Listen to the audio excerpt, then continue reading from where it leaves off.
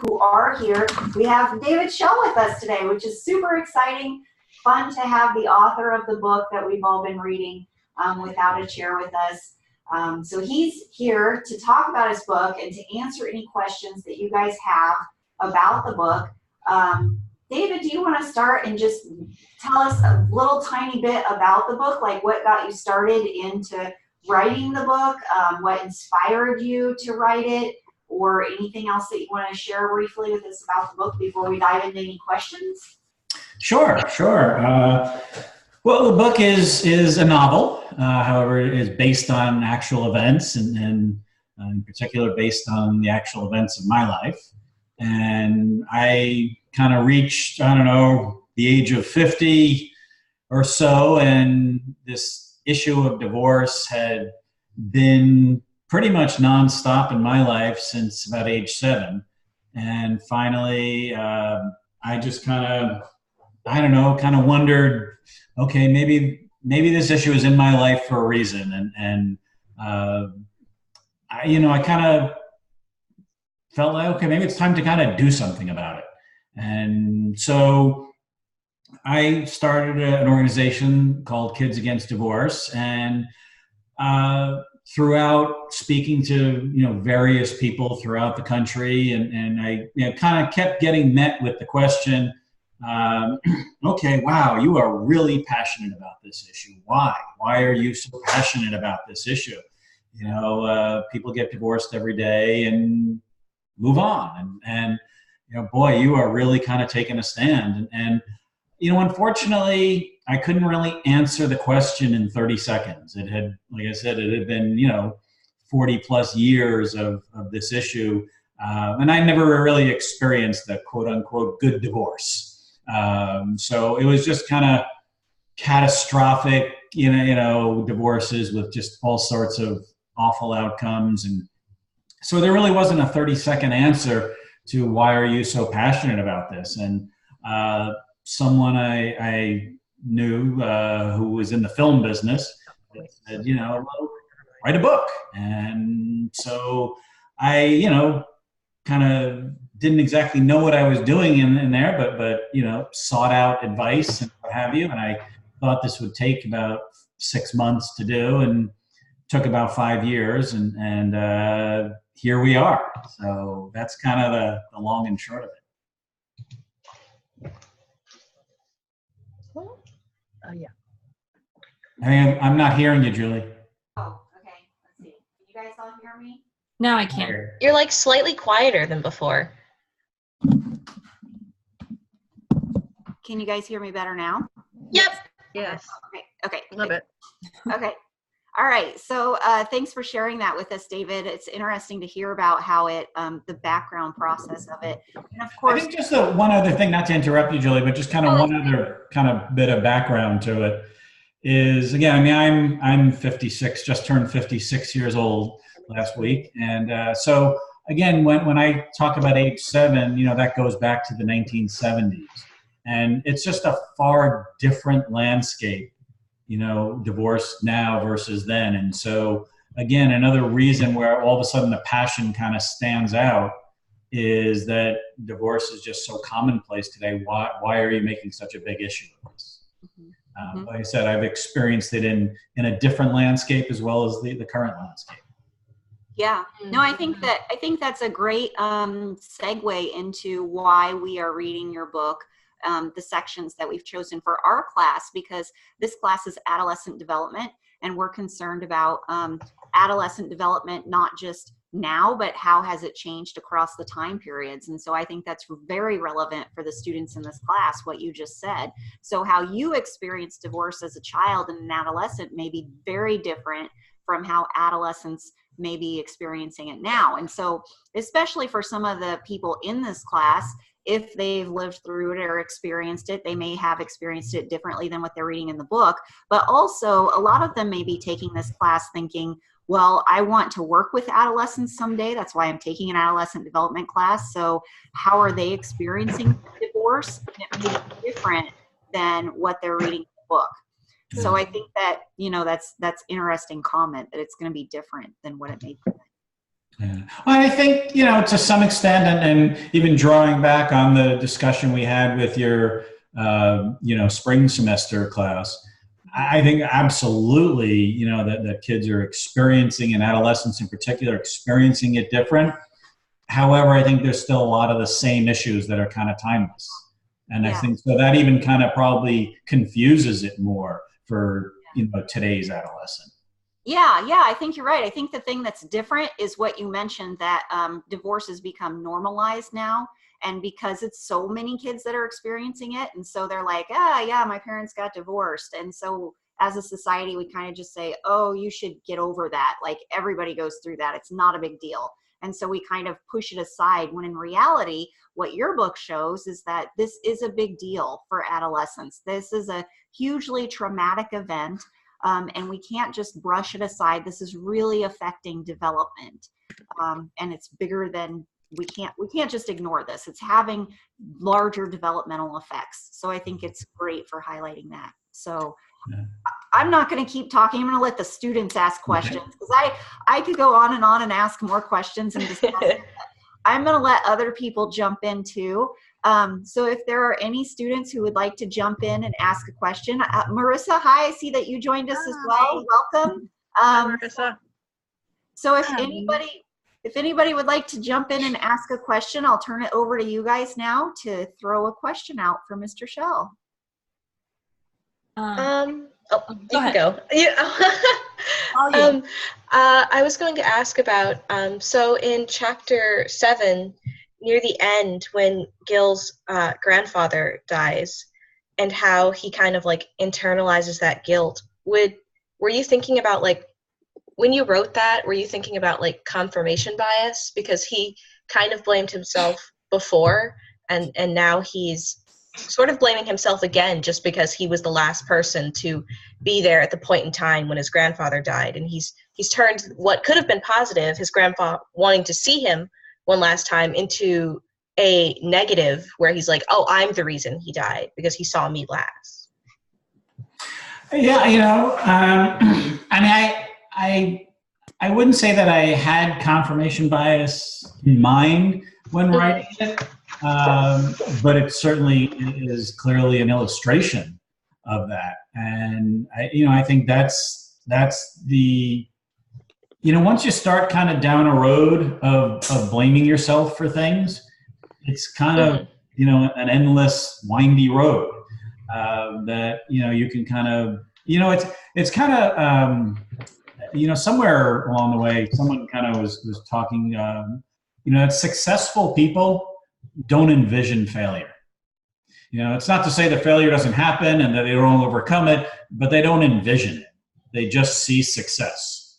And I think, like in Gil's case, is the exact opposite. He just constantly saw failure and constantly saw blame. And so once you, again, at those early ages, once you kind of plant a seed, then that, kind of left unchecked, and Gil was obviously just dealing with himself and speaking to himself and internalizing everything, that seed's just going to grow into one big wild tree of branches kind of going out in every direction, branches being blame and self-blame. Thank you. My question was, what would your advice be to the parents after the divorce? That's a really hard question because that's a really hard question because I'm really so focused on doing everything to kind of prevent divorce. Mm-hmm. So I guess my advice to parents once they divorce, well, I'll put it this way. So here you can kind of have an idea of kind of where I come from. Okay. I think divorce right now is so focused on the parents, and well, judges all across the land, make decisions in the legal term of the best interests of the child.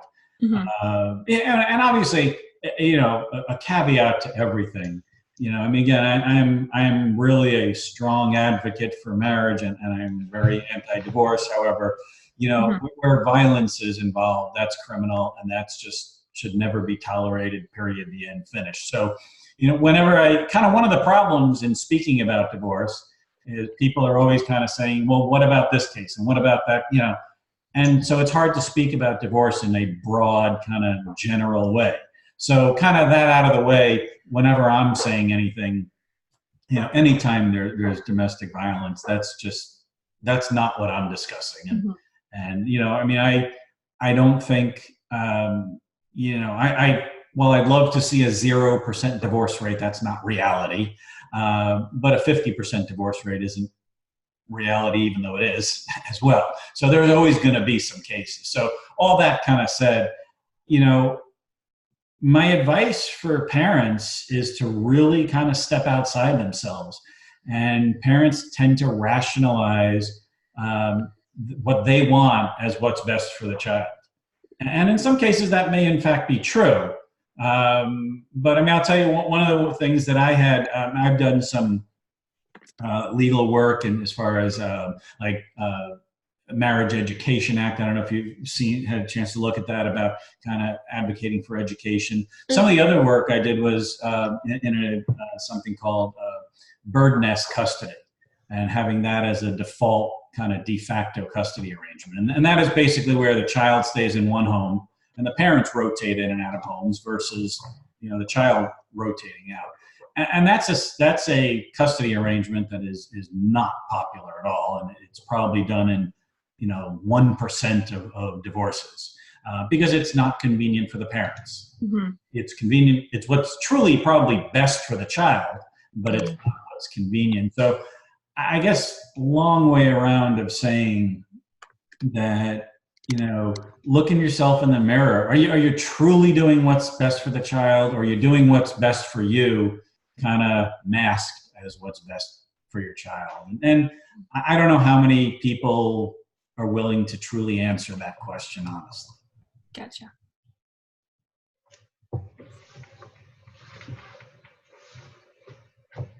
I think that I'm going to jump in and discuss that too. I think that was a great question, Annie, and a good response, David. I like to hear about that. And, you know, when I'm thinking about in our class, the development of adolescents and how they're responding to this and the kinds of topics that we're discussing in class, we really have to think about, so in the chapters that we're doing in class, we think about a dynamic system and how what one person does causes a ripple effect across the other people. Like there's no way for one parent to say, you know, I've decided this, I'm going to go forward with this divorce, and, you know, it's going to make me happy, and so it's fine, everybody else will be fine, and my decision will just make everybody else happy as well. That person has no way of knowing how their decision is going to affect the rest. It is, dynamic systems theory would say, yes, that person's decision is going to affect the rest, but there's no way of knowing how it's going to affect the rest. But when parents also, they're going through this divorce situation, they want to say they'll be fine. It's not going to affect them. They're just going to continue on this pathway, and it's not going to jump them up to this different path or down here to this one. That is what I really like to hear David say. Parents need to look in the mirror and really examine themselves and think, is that true? Because dynamic systems theory would tell us there's no way that can be true. The decision that the parent is making is going to have an effect on other persons in the family, no matter what. It has to have an effect. There's this ripple effect where one person makes a decision, it affects the others. And in the PowerPoints that the students have this week for chapter 5 on the families, we have this little illustration of a mom and a dad, and then there's a child over here, and there's arrows between them. And really it's saying that in the past, researchers have only looked at the relationship between a mother and a child. Social scientists and researchers always thought that's the thing that we have to examine. If we want to understand how children are behaving, why they're developing the way they are, mothers are the ones raising children. We have to keep examining and doing research on this relationship between mothers and children. And that's where all the research was focused on that relationship for decades. And then suddenly in the 70s and 80s, we started to say, wait a minute, when mom interacts with dad, they have this relationship, and then they have this argument or they have this talk, good or bad interaction, and then mom goes back to child and they interact differently after mom has talked to dad. And that's when family dynamic systems started to be big, because social scientists realized after the parents interact, the interaction between mom and child is different. That means none of these interactions are operating in isolation. Every one of them is affecting the other relationship. And so I think that speaks beautifully to what David's talking about with, okay, you can't assume that divorce is happening in this isolated incident, and then that the adolescent is just going to be fine. Like they're just going to go on with their life. And the parents are going to assume like we can maintain this life for them that isn't affected by this traumatic event that's going on between the parents. It doesn't involve the kids, right? Like the kids are going to be fine and the parents are just going to have this event that happens, which I think is what a lot of parents that are going through divorce want to say and want to tell themselves and justify what's happening. But we have all this social research that says, no, that's not what's going to happen. So I really feel that's how it fits with the theories that we're seeing. I would just add to that, that it's interesting. And every time I'm asked a question about, and pretty much similar, if not the exact question that I was asked here about, your advice for divorced parents once the divorce has happened. Again, it's so hard for me to answer that because, again, like I said, my answer is directed at both parents. However, the starting point of that, generally speaking, one parent wanted to continue to work and fix the marriage and one didn't. So it's so hard because, again, as Julie was just saying, that each of the parents are just bringing their own baggage in. How could you not? And to say that it doesn't affect the child is just naive, And so, again, when you're kind of directing an answer towards both parents on an equal, they're not coming from equal places. The day they got married, they were coming from equal places. They both said, I do. And so that was pretty equal. And when I do turns to I don't, it's usually one person saying I don't and one person saying I want to continue to do. And so, again, there's just so many dynamics, as Julie was just kind of saying. It's just, to just kind of think there's just this kind of black and white statement that, okay, and it doesn't affect the kids in just a myriad of ways. Right. It is, just naive. Yeah. Yeah. And for if any of you haven't gotten to read the entire Without a Chair book yet, I urge you to continue to even read beyond the sections that are for the class, because it definitely illustrates what David's talking about, where beyond adolescence, this decision will continue to affect the developmental trajectory of the person, even on into adulthood.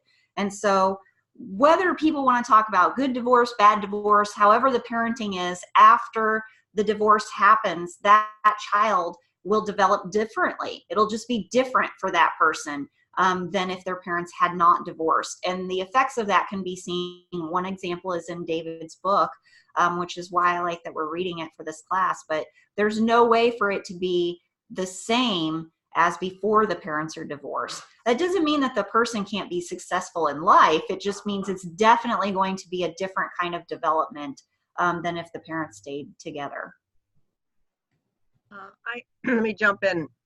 I'm out camping and using my hotspot, so I may disappear on you from time to time. I had to reboot everything recently. I apologize for that.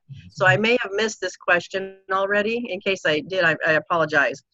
I read through the book and I wondered if you personally went through a divorce with your parents, then did you have these debilitating panic attacks that Gil has in the book? Yes. Okay. Yes. Yeah, and I think, again, kind of going back to, the 1970s, 80s, so again, in some cases, is it easier for a child of divorce today? In some cases, absolutely, because, you know, you're not the only one on the block, sadly. You know, you're in the majority on the block, you know. And again, so back, you know, when Gil was going through these things, 40 years ago, it was just, you know, the level to which that Gil internalized, another kid today might have a best friend who's going through similar things. So, you know, so much of what happened to Gil was not having any sort of outlet and internalizing everything. And you know, then it just kind of grew worse from there. And so, like I said, I think kids today have some different outlets available to them that help them. But at the same time, I think that they still kind of almost probably mask things in a lot of ways that come out later, and those sleeper effects that are discussed in the book. Because I think, like anything else, they're just kind of fitting in with their peers, and so many of their peers are going through the same thing.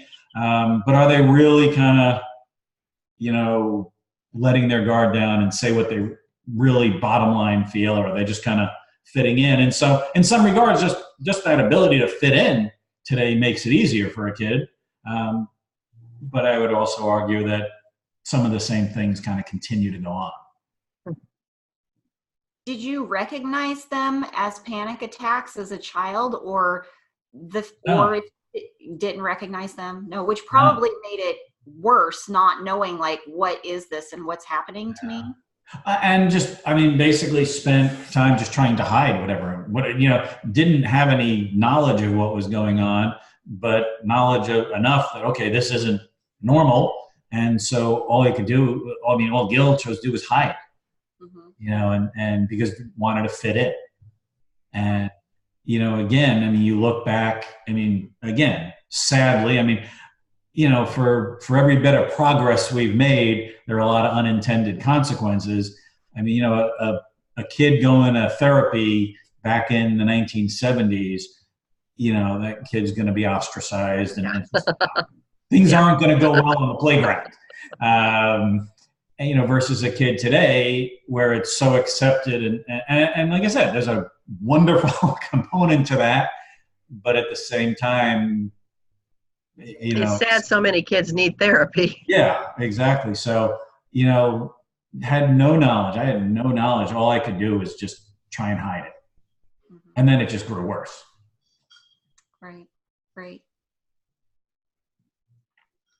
Yeah. Well, does anybody else want to jump in with any questions that they have about the book or writing or anything for Mr. Shell that they have? I have one question. Sure, go ahead. My question is that I agreed with it and saw, like Dr. Campbell said, about how it affected the entire family, not just the parents or just Gil, and especially his dynamic with his sister was the most interesting to me. And I got up to chapter 15, and my question is how you wanted to, what was like the most important feedback that you wanted the reader to take from their relationship and their dynamic, and how his sister at some points of the book I felt was his like most comfortable confidant, and then at other times also betrayed him and left him feeling abandoned. You know, I think, well, I mean, my overall desire for the book in its totality is, again, it's not, I'm not looking for people to say divorce is wrong, right? Or my goal is for people to just kind of take a pause and say, you know what? Wow, maybe we need to kind of rethink where we're at. You know, again, you kind of go back to, 50 years ago, and, incidentally, this summer is the 50th anniversary of the first signing into law of no-fault divorce. And so we've kind of got a 50-year body of work here. And while there, again, not that 50 years ago everything was perfect, because it was far from it. But we've swung the pendulum so far the other way. And so I think my goal is for people to kind of just have a pause and kind of rethink, I think as Julie alluded to earlier, there's so much focus on, the resiliency issue, and kids will be fine. And like I said, to some extent, there are a lot more kids do better in school and things like that today than years ago. There are plenty of kids from intact families who don't do good in school and, career and things like that.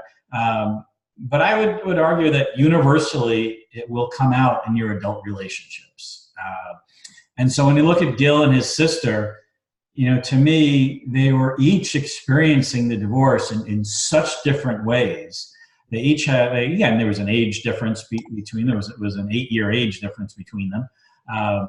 But they were each fighting, gasping for air in their own way. And so in some regards, there was some bond between them.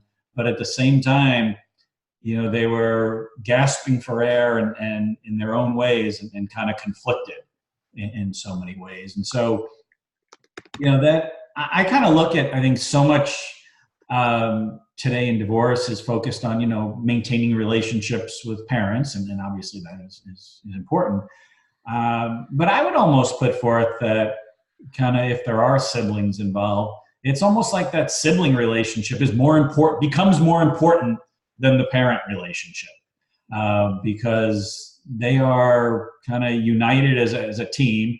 They're both victims of this occurrence, and they're both, uniquely different people, and they both are experiencing it in different ways. And so, in other words, I look at Gil and had the bond between his sister and Gil, Deborah and Gil, been able to hold together, I think that would have made a huge difference in Gil's life. Again, you look at kind of when I was saying, being honest with peers, hopefully your sibling is the one you can be the most honest with. So if you have any fear of being completely honest with your friends and things like that, so that sibling relationship, I think, almost, becomes more important than the parental relationships. Again, not to discount those. But like I said, overall, I just really want people to start thinking about, we've just, like I said, we've swung the pendulum so far the other way, and, it just continues to get worse. And if you've kind of, so you have kind of the last 50 years of a body of work. And if you kind of fast forward the next 50 years, and things will grow at even more, exponentially higher rates. There are sociologists out there who are predicting that, in the next, 50, 60, 70 years, marriage will become obsolete. To say that would not affect adolescent development is just a gigantic understatement. Thank you. Yeah, I think Marissa's question was a really good one, because in our chapter that we're discussing for the class right now, we do talk about how siblings influence the development of the adolescent. And in your book, Without a Chair, it is interesting how Deb reacts to this situation. And this age gap is interesting, because if we think about, so we haven't gotten into the psychosocial stages yet in this class that we're doing this summer. But when we do, it would be interesting to think back again about how Deb and Gil are experiencing this differently, because Deb's much older and she's already established, she's had this much longer time to establish, like, how do I feel about people as far as trust goes? And when we were very young infants, we establish trust or not trust. So according to Erickson's psychosocial stages, when we're infants, according to how often our parents respond to our needs and the kind of feedings and changing our diaper and stuff like that, if they're very responsive and receptive to our needs, then we establish really good trust with those around us. And then throughout childhood, when those adults are responding to us really well, we establish that, and we continue to have good trust. And so for Deb, she's had that maybe for longer than Gil has, and suddenly the parents start to fall apart, and then that trust is broken. This established, like, oh, this is the routine and the parents are like this, and I have this trust set up with my family. and now it's falling apart. And so what Deb has known for so much longer than Gil is broken. And Gil, yeah, he's experiencing it too. But he's like, of course he's falling apart as well. And for Deb, it's been a lot longer though. And so I'm not saying one is worse for the other. It's just interesting to think about who's had this trust pattern for longer with parents. And so I don't know, it's just interesting to think about how that might influence them differently and what stages of psychosocial development they're at. Whereas Gil might still be trying to find his place in the world. Here is Deb. She's like in the thick of adolescence where she's really struggling to like, where do I fit in with people? I'm in that stage where I'm trying to really establish that, and everything's falling apart. That's really difficult as well. So it's interesting to think about what stages they're in as this happening, which might have made it even more difficult for her to relate, because it seems like in the book, like Gil is really reaching out to Deb, like, come on, reach out, I need a lifeline here, like I need somebody. And it seems like she keeps pushing him away, like, you just don't get it, Gil, you're too young, you don't understand, and pushing him away. But I think you're right that sibling bond becomes even more important, because it's almost like they're a team because the parents went away, right? And yet Deb is pushing Gil away. So that had to be extremely hurtful for him, because now it's like he's left with nobody. So it is interesting to think about them in the context of which psychosocial stage that they're at, which we'll get into in later chapters in the class as well. So it's interesting to bring it up now. It would seem to me also, now that you bring that up, again, when you're trying to talk about divorce, again, every circumstance is unique unto itself. And so even just kind of in regard to what you were just talking about, you could have a family with 1 kid, 2 kid, 3 kid, 4 kid. And so those are all different dynamics. The age of the kids, boys are older, girls are, so there's just, so many different variables in trying to kind of, assess how siblings are dealing with it. Older brother, younger sister, 3 kids, 2 kids, 4 kids, 1 kid, and there's just each age they're experiencing different things and at different places. And as the divorce happened when 1 kid's 7, when 1 kid's 12, just so many different combinations there. So to really study it almost seems, like just a gigantic undertaking. Not to mention another difference that might be different from today's culture versus, 30 or so years ago. This may be a divorce of a already blended family. That might be a lot more common. And so whereas, back in the 70s or then it would be like, this is a first divorce. These parents were married. These are the kids of both of these parents. And now it might be, well, this is a second divorce and we have kids from other families already here. And so it's a broken home. And the second marriage, that's a really excellent point, because again, you go back to the 1970s, second, third marriages, you didn't really hear, and so, I mean, while the divorce rate kind of continues to hold in that, roughly 50%, range, the divorce rate for second marriages is roughly 2/3 and third marriages is 3/4. So those are all new dynamics that are in there. Yeah. Yep. Well, it's good information. Well, you guys had fantastic questions. Does anybody have a follow-up question or any other burning desire that they wanted to get out there into the Zoom universe? I did wonder what happened with the Eric and Elizabeth characters. They sort of disappeared, and I think they should be punished. I don't know.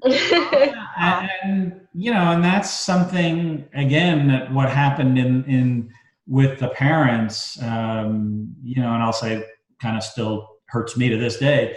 The parents both, never, there wasn't that passion. They were so focused on themselves that basically, again, Gil was kind of never first, and they were always kind of, they put on a facade, to some extent, but they were basically both always kind of concerned with themselves and building their new lives. and that was paramount. And so again, kind of not, a child not experiencing his parents, have rage over that, is just kind of a whole nother layer of hurt. Yeah, actually, that brings out something that I was listening.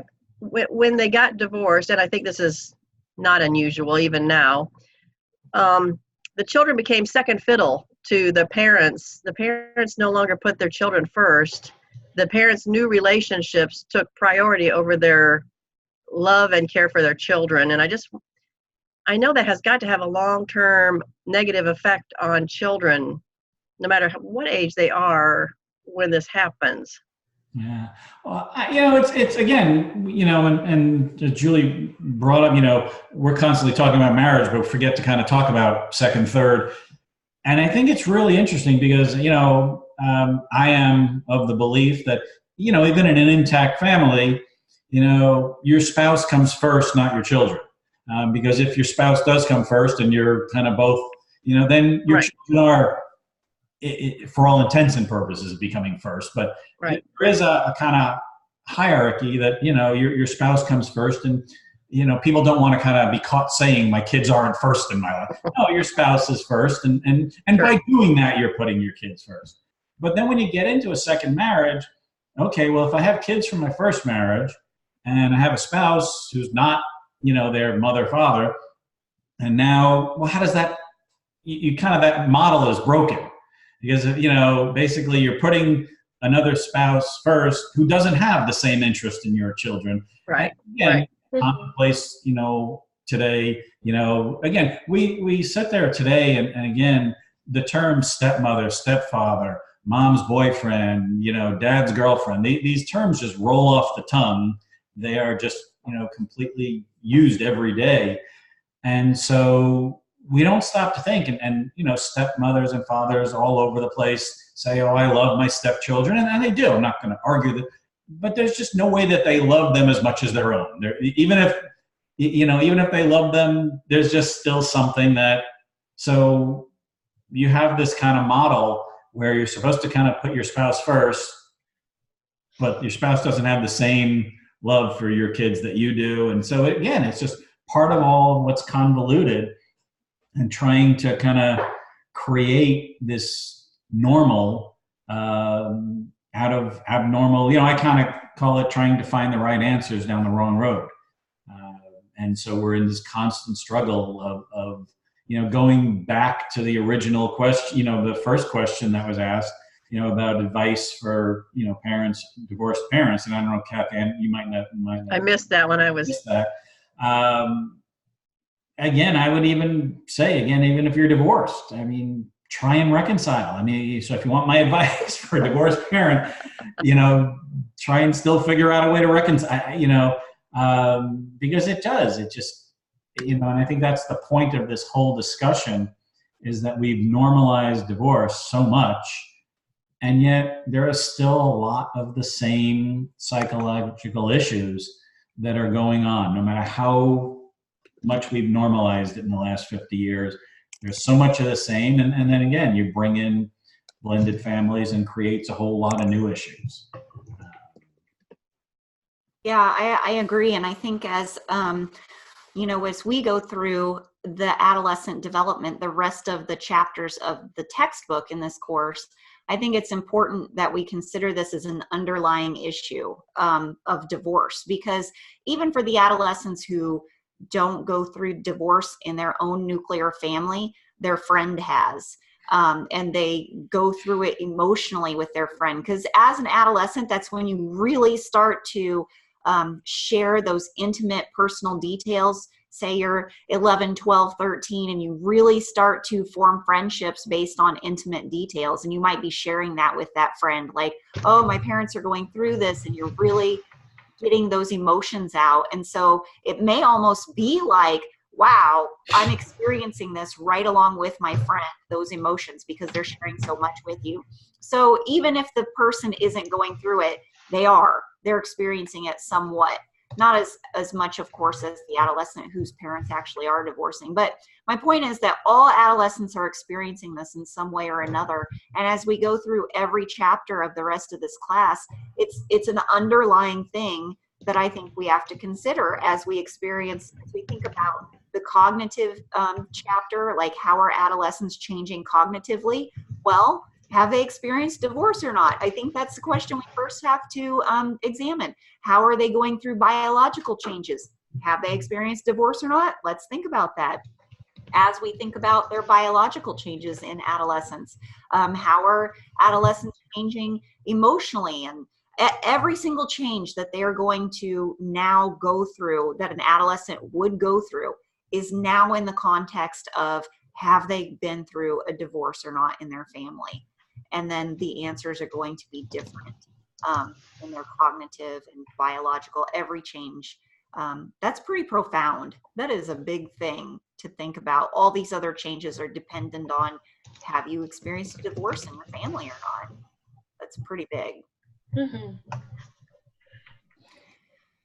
So, Jill, it's interesting. Would you say that, you know, again, as you look back in textbooks and what have you, it's all just kind of assumed, you know, and as you look back on kind of the history of adolescent development, I guess, it's kind of just assumed that, you know, whatever is going on for an adolescent, they're in a two-parent home.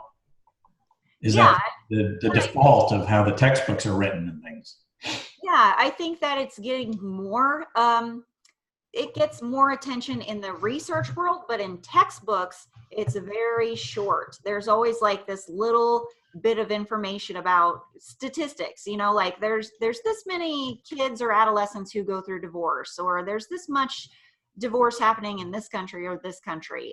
But then the effects of that, we don't really discuss it a whole lot. If you want to go into the effects of it, you have to actually look into the scholarly research, the articles, and dig through that.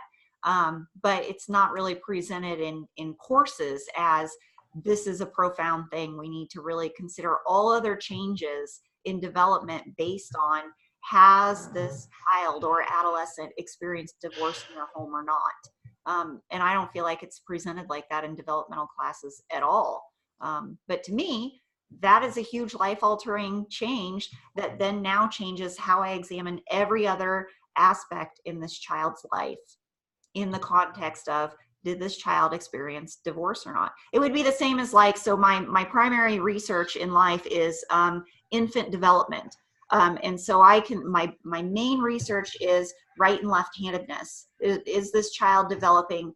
And right and left-handedness is, it's a mode of lateralization. It's how we, when I say lateralization, it's how does our brain hemisphere function form? So if I'm using my right hand a lot, it means I'm activating the left side of my brain more often. And if I'm examining that from infancy, from birth, I start to examine that. And we all think like, well, handedness doesn't really develop until you're in school and you start writing.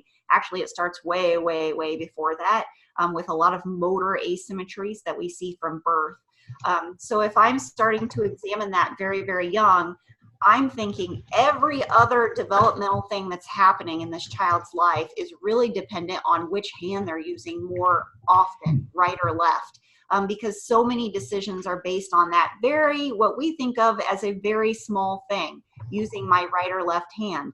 But really it changes my entire asymmetry, right or left. We have all this research that says if you use your right hand more often, all the things in the right spatial area of your life you think of more favorably. So for instance, depending on how you all have your Zoom screen set up, if you're on the left side of the screen, all the pictures of the people on the right-hand side of the screen, if you're right-handed, you're thinking of us more favorably right now, whether you were aware of that or not. And the same, if you're left-handed, you think of the people on the left side of your screen more favorably. All because you're right or left-handed, and your system has been set up to do that from birth based on your asymmetries. All of that to say, that small thing about how we orient ourselves in our asymmetries, our motor functions of our asymmetries from birth going forward influence all of these other cognitive functions. That's the same way that I think about a divorce event affecting all the rest of these other cognitive functions. I can't just think, oh, it was divorce, it's not affecting anything else. It's the same way I think like, oh, now I'm setting up right and left-handedness, it's going to affect all of these other functions in life, cognitive and motor functions. So I could go on that topic for a really long time. I'm afraid to tell you I'm ambidextrous. I don't know what that means. Uh-oh. Yeah, that is super interesting topic to me, and I could just go on and on about that for a long time. I think it's great. But I won't hold you all captive here to hear about motor development forever, although I but if anybody else has any other questions for Mr. Shell? I have a quick question for the students, actually. I'm just kind of curious, and without going into your personal, lives in any way. Just kind of, not so much what did you think of the book, but just what do you think of the topic, that we're having this discussion today? What just that kind of all that's been said on the conversation here. Just kind of what are your general thoughts on that we're even talking about this and kind of how you see it? Well, I think it's very relevant today, as you said, as it's increasing. And I know I'm going into the field of child life, so I want to work in hospitals, and my main focus is on children's and families. So it's heavy in family systems and all that kind of aspect as well. And so it's just, I liked reading the book from the child's perspective too, because it kind of added that extra layer to it. And I think it's an important topic. And like you said, I think a lot of parents, especially for adolescents, they kind of think, oh, they're grown up, they're more mature, they can handle it, they're not young anymore. And that's not true. They do have these long-term effects. So I think just kind of having that book out there and the topic itself is definitely beneficial. Thanks.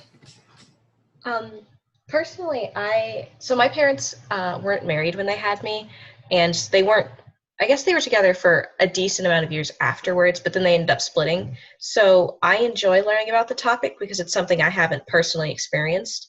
And a lot of my friends' parents, they're still married and still having successful marriages that, like, they've had maybe a few bumps in the road, but there's no divorces present. So for me, it's kind of informative to understand what it's like from not only the child's perspective, but to see how the child is viewing the parents, if that makes any sense. Yeah, that makes a lot of sense.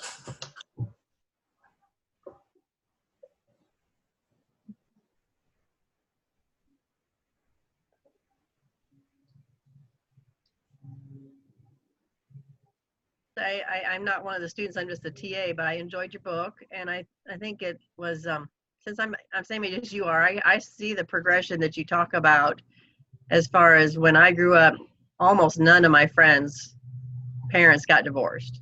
And so when it happened, it was a very big event. And it just seems like now people expect children to be able to rebound a lot quicker because it's so much more common. And I just think that's a tragic assumption that we're making, because we negate the effects that it still have on the children. I would agree.